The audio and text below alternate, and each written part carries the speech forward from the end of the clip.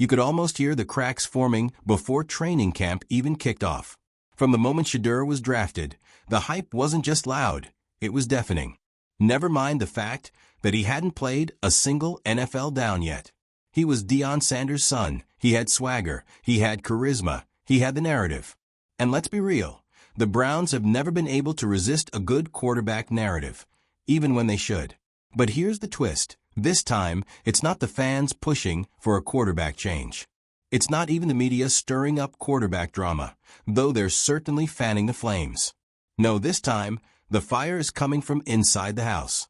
Because according to sources, a growing number of veteran Browns players believe Shedeur should already be QB1. Like yesterday. Let that sink in. Not a preseason start, not easing into the system. They think he's the guy. If you're into the real story and all the messy twists they don't show on highlight reels, go ahead and subscribe. And if you're sticking around to see how this Browns QB chaos plays out, you should definitely be subscribed. The future. And the longer head coach Kevin Stefanski keeps him on the bench, the more that locker room splinters. Now, imagine you're Kevin Stefanski. Your job's been on the line more than once. You're trying to manage egos, build cohesion, and not blow yet another season. And suddenly, you've got this rookie, a rookie who's become the gravitational center of the team. Not by performance, but by presence. And you didn't even want this headache yet. You wanted to ease him in, let him learn, avoid the classic Browns move of throwing a rookie quarterback to the Wolves and praying he survives. But it's too late. The Wolves are already in the locker room, and they're hungry. Here's where things start to spiral. Veterans, some of them starters, some respected leaders in the locker room, have started openly questioning why Sanders isn't getting first-team reps. Whispers turn into grumblings. Grumblings turn into subtle jabs in interviews. Then you start seeing little things, passive-aggressive Instagram stories, cryptic tweets, maybe even a strategically liked post or two calling for Shedeur to start. Suddenly, the team isn't just losing games. They're losing trust. And this is the part that's both hilarious and tragic. Shedeur Sanders hasn't done anything wrong. He's not demanding to start. He's not bad-mouthing anyone. In fact, by most accounts, he's handled the whole situation like a pro. But the hype around him is so magnetic, so overpowering, that it's tearing the team in two without him lifting a finger. And when you zoom out, it becomes clear, this isn't just about one quarterback. This is about the Browns' entire identity crisis. Because for years, decades really, Cleveland has been the NFL's Groundhog Day. A cursed loop of quarterback chaos, blown expectations, and front office turnover. They've tried every type of QB you can think of. The blue-collar vet, the risky gunslinger, the once great has-been, the safe game manager, the high draft pick savior. And each time, they've watched it all burn down, sometimes slowly, sometimes spectacularly. So now enter Shedeur, flashy, confident, bloodline blessed, and most importantly, untouched by the Browns' toxic quarterback past. He's not carrying baggage, he's carrying hope. Or, at least, that's what people want to believe. And let's not pretend the media's helping. Every single practice clip of Shedeur goes viral. One decent throw in a helmet and shorts? Future of the franchise. A nice scramble in a 7-on-7 drill? The Browns finally found him. Sports talk shows can't shut up about it. Twitter debates are endless. Everyone wants to be the first to say, I told you, so when he eventually gets his shot. Meanwhile, Kevin Stefanski is holding onto his game plan like it's a flotation device on the Titanic. He insists that Sanders isn't ready, that the team needs to protect him, develop him, not rush him. And okay, that makes sense on paper. But locker rooms don't live on paper. They live on energy. And right now, the energy is volatile. Because the moment you start to lose the veterans, that's when the house starts crumbling. There's also this delicious irony that no one can ignore. The Browns finally have a quarterback who everyone's excited about, and he's not even playing. It's the most Browns scenario possible. And it puts Stefanski in a no-win situation. If he plays Shedeur too early and he flops, you rushed him. If he waits too long and the team underperforms, you cost us the season.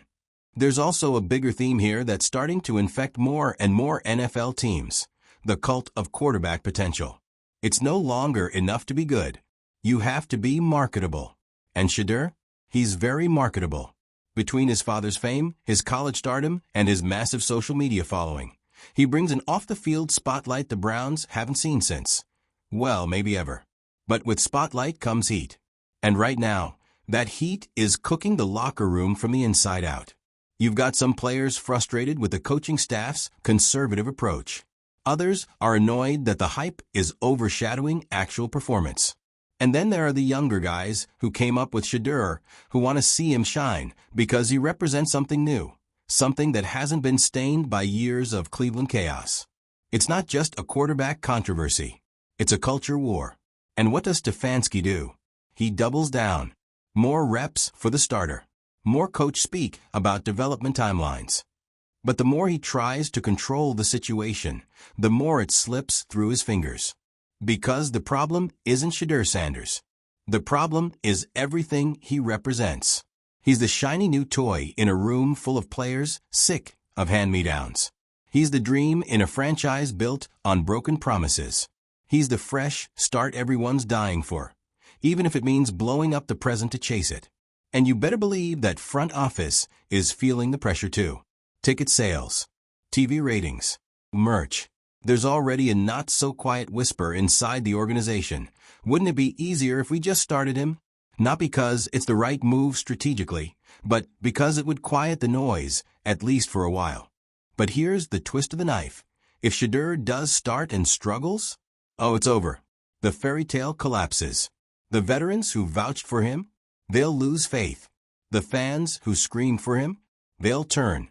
And the coach who caved to pressure, he's gone. It's not just a gamble, it's Russian roulette with a franchise's future.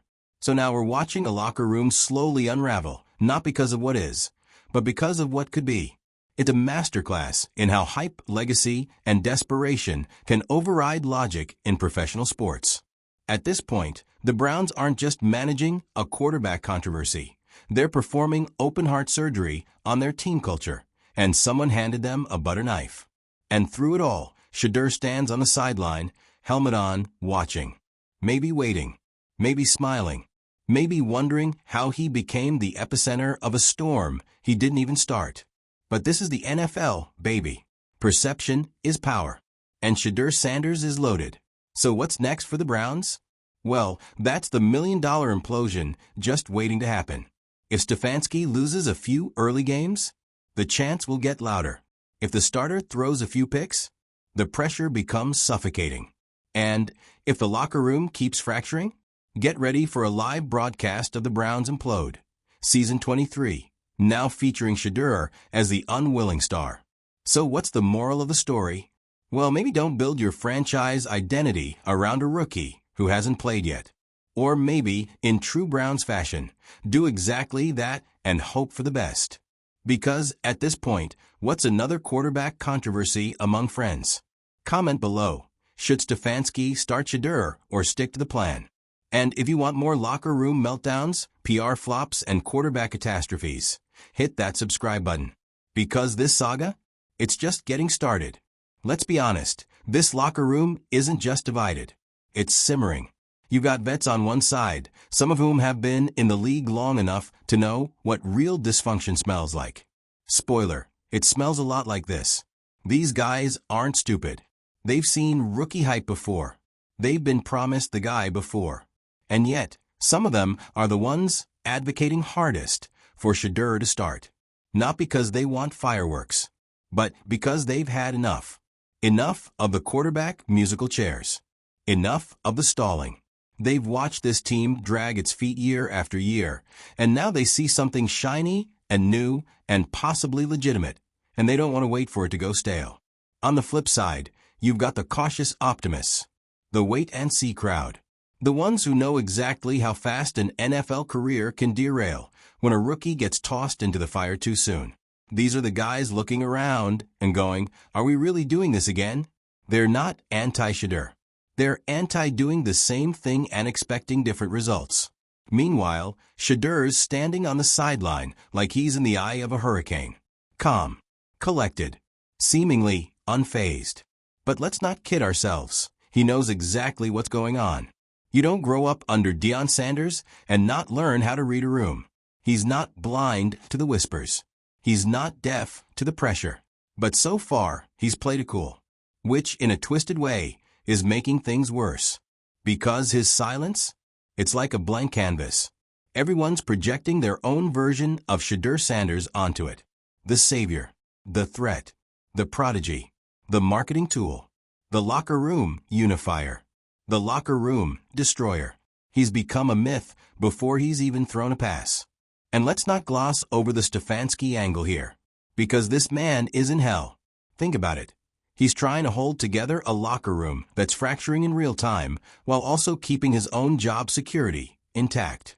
Every decision he makes now, it's under a microscope. And not just from fans, but from inside his own building. One bad game plan, one conservative call, one awkward press conference, and suddenly the Start Shedeur crowd gets louder, more confident, more disruptive. At this point, he's coaching against the narrative, not just the opposing team. And speaking of narratives, let's take a second to talk about the Browns' cursed quarterback history. Because oh boy, it's not just baggage, it's a 50-piece matching luggage set with wheels.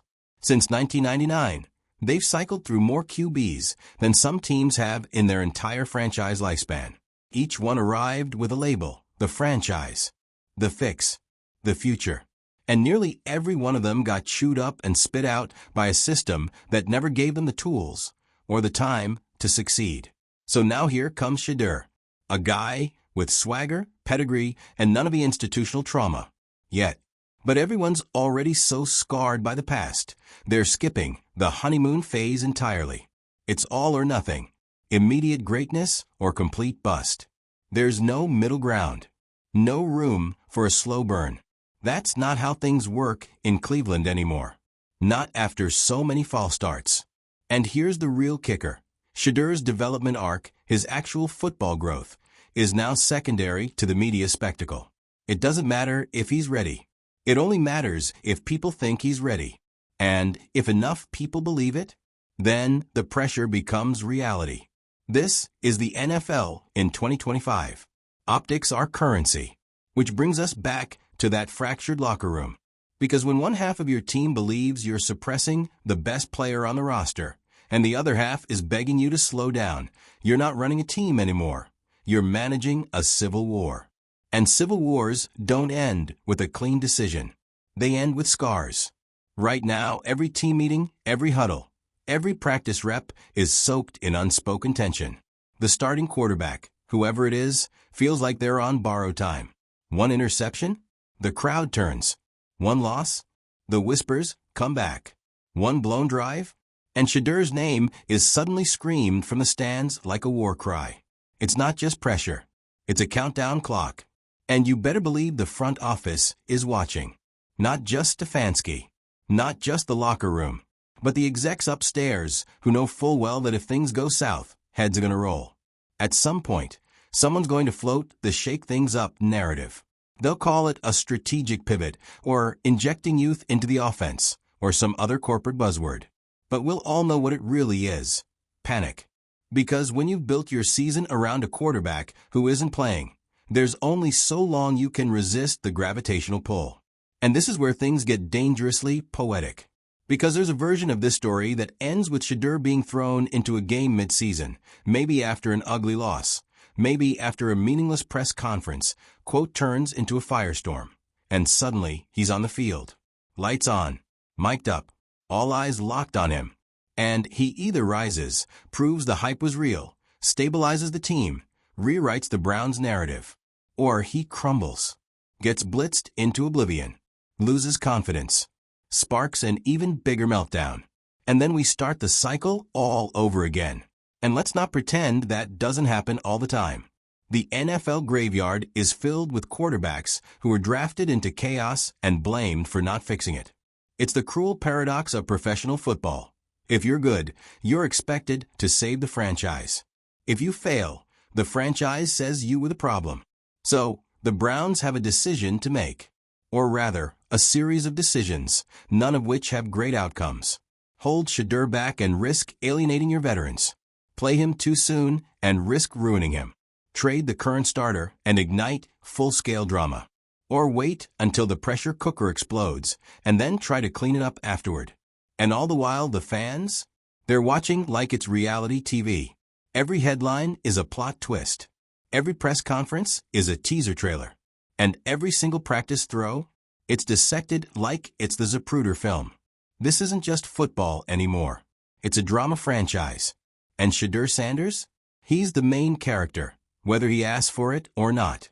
So here we are. The Browns are a team with a quarterback controversy that hasn't even started yet. A locker room that's more TMZ than XS and OS. A coaching staff trying to fight both internal mutiny and external hysteria. And a rookie, just a kid, really, at the center of it all, waiting for his moment, knowing it might come at the exact wrong time. And you, you, are sitting here watching the whole thing unfold like it's your favorite kind of mess. Because there's just something about the Browns, right? They never implode quietly. They always go big, always go viral, always manage to turn promise into panic and hope into havoc. So what's next? A players-only meeting? A passive-aggressive Stefanski quote? A cryptic IG post from Shedeur with just a sand timer emoji? Whatever it is, it's coming. This isn't just a quarterback situation. It's a slow-motion implosion, and the only question left is, who's going to get hit with the debris? We've talked about Shedeur Sanders. We've talked about Stefanski, the locker room, the Browns' cursed quarterback carousel. But let's now talk about something way more dangerous than any X's and O's. Expectations. Because that, my friend, is what's really ripping this team apart. Not Shedeur himself, not a bad playbook, not even Stefanski's paranoia. It's the weight of what people think should happen, pressing down on a franchise that's been dancing on the edge of a cliff for 2 decades. Everyone is expecting Shedeur to be the guy. Not just a good quarterback, not just someone who manages the offense. No, they're expecting a savior. The Messiah in shoulder pads. And that kind of energy? That doesn't go away quietly. It mutates. It infects the building.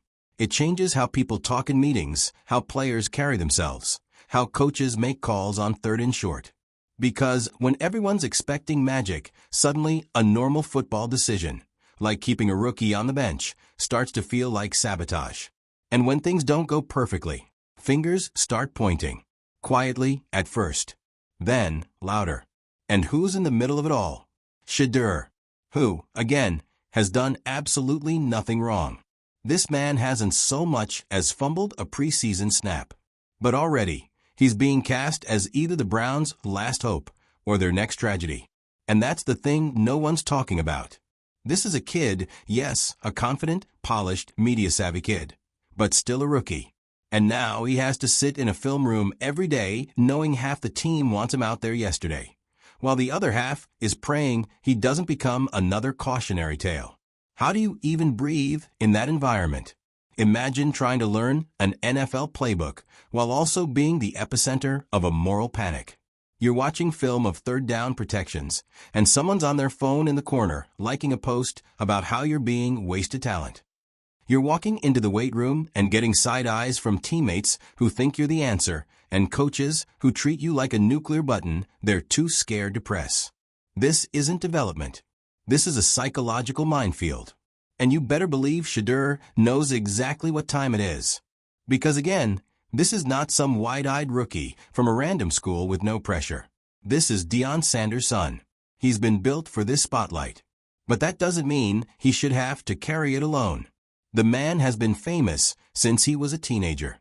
He's been followed by cameras, his every move dissected, turned into content, analyzed by people who have never run a slant in their lives. And now, at the NFL level, all of that magnifies. Here's the part that's hard to admit, but you and I both know it's true. Shedeur's last name is doing him no favors in this building. Not with the coaching staff. Not with the old-school vets. Sure, it gives him fame and power on the outside, but inside, it paints a target on his back. Because there's always that undercurrent of resentment in NFL circles, especially in a locker room, as jaded as Cleveland's. Oh, he's only here because of his dad. Oh, he's just a brand. He hasn't earned it yet.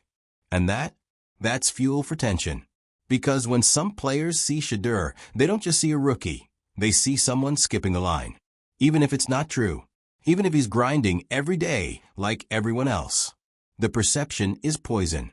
So while the fans chant his name, while social media salivates over his every move, while the ESPN panels build entire segments around if and when he should start, inside the locker room, the vibes are getting messier by the minute. And Stefanski? Poor Stefanski. He's turning into a man coaching from a bunker. The paranoia is real. He's hearing the whispers. He's reading the headlines. And every time he steps to the podium and says, "We're going with the guy who gives us the best chance to win," you can practically see the blood vessels bursting behind his eyes. Because he knows no one believes that anymore. Not the team. Not the fans. Maybe not even himself. Let's play this out, shall we? The Browns drop 2 games in a row. Nothing catastrophic, but the offense looks sluggish. The starter throws a couple of ugly picks. The defense is frustrated. Media starts asking tougher questions.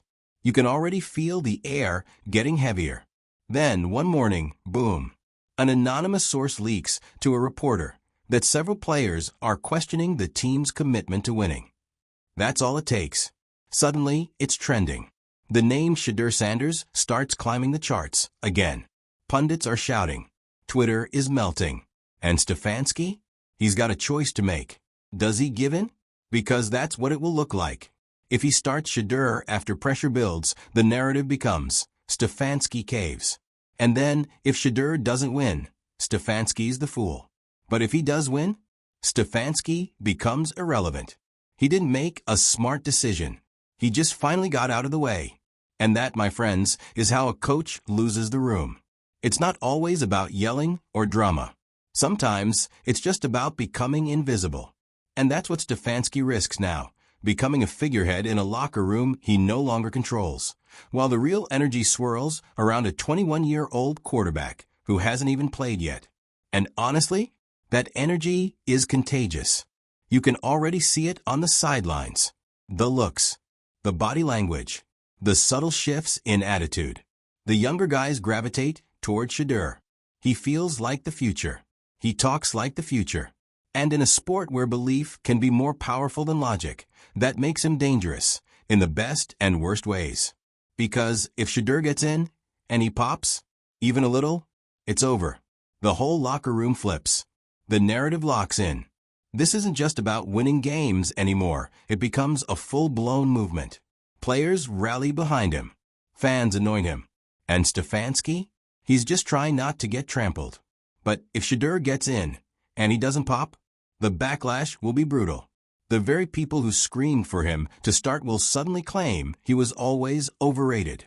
Stefanski will get skewered for breaking his development.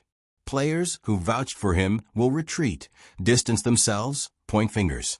And Shedeur? He'll be forced to claw his way back through a minefield of told you SOS.